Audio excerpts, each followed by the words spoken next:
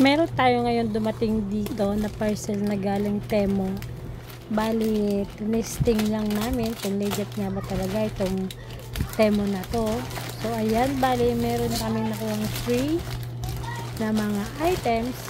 At tingnan natin kung ito nga ba ay legit o hindi. Kung okay ba yung mga items o hindi. So, bali, 6 na piraso to na items. Talagang tinisting lang namin talaga itong Temu na to kung ito ay legit. So, ayan.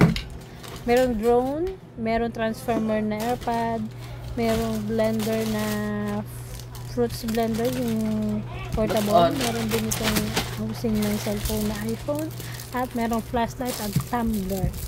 Worth it nga ba guys yung ating in-avail sa Temu na 1,800 pesos something. Yan, ganyan. So, ayan. Pinapakita ko na isa-isa yung ating in-avail kay Temu. At ito yung ating isang honest review.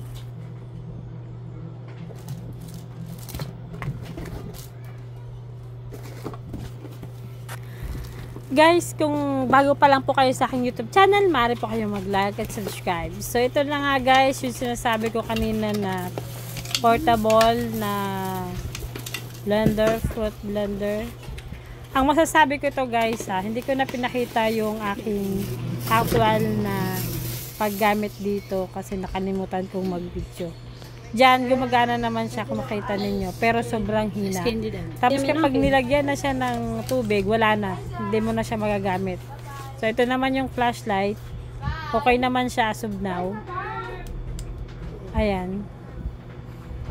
Maganda naman siyang gamitin sa gabi. Sulit naman.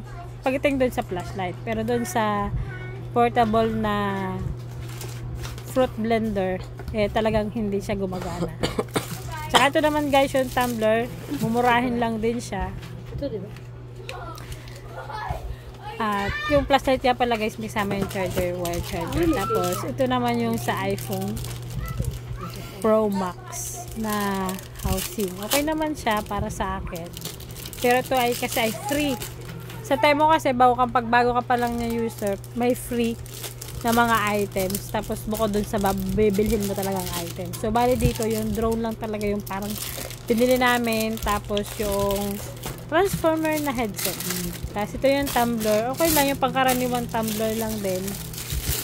So, ayan. Talagang Chinese product talaga yung kanyang mga items sa Temu.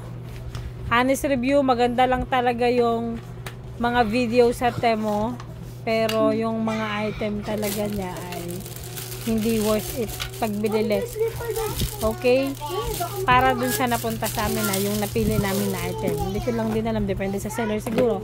Itong drone naman, bali ito lang siguro yung binayaran namin nag-worth siya ng 1,800 plus.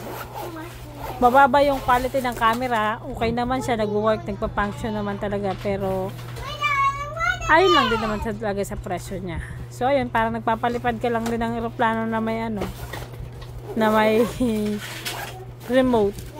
Yun lang din talaga. Hindi ko na talaga inano kasi para sa akin hindi worth it yung pagbili ko talaga dito sa Temu. Ito namang transformer na headset. Okay naman din siya. Maganda yung kanyang sound. Maganda yung quality naman niya. Ito naman yung nagustuhan ko sa kanya. Dito sa 6 na items na to, liban doon sa flashlight, ito din nagustuhan ko rin to kasi maganda yung quality naman niya. Siguro ito na lang talaga yung binili ko doon sa halagang 1.8 na. So, ayan. Mabigat yung kanyang handle. Parang transformer talaga yung pagkakaano niya.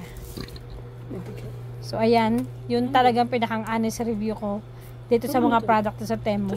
Tapos, pwede naman siya guys i-refund pag hindi nyo gusto. At isa sa advantage sa Temu, pag nirefund mo, babayaran nila via Gcash o kung ano yung pinangbayad sa'yo, pinangbayad mo. Tapos, hindi na nila kinukuha yung item. Hinahayaan na nila yung item. Kasi siguro alam din nila na hindi ayos yung kanilang item.